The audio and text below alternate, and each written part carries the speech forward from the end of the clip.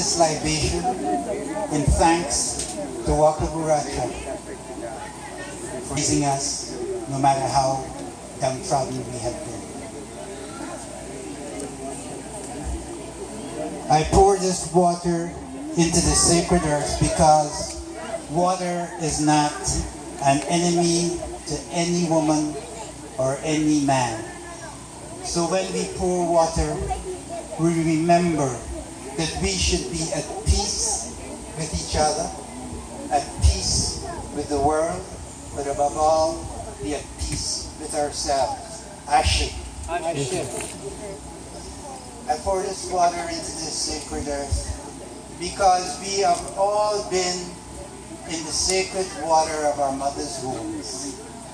And because of that water, we are all one with the universe, with the mothers from whom we came, and with the other people in the world.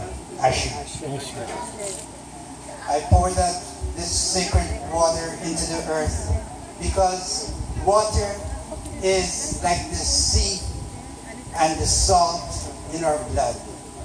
And when we pour the water, we remember that we too are one with the sea, that we can be like the sea, we can mount into the air like mist and be reunited with all the ancestors in the universe. Ashe.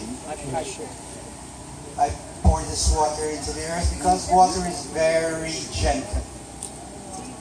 When you see water in the stream, a little breeze can move it. But water, as we know, is also very powerful. And when water comes together, it can bring a mountain down. Ashe. I pour this water to remind us to be as tender and as soft as the water, and as strong and as powerful as the hurricane, as the water moved by the hurricane. Ashe.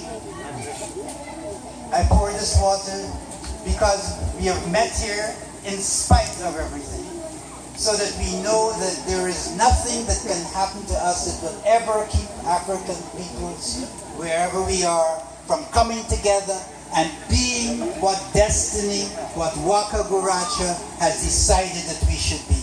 That we should be the people who hold the memory of the earth, who hold the memory of all that has been given to us as human beings.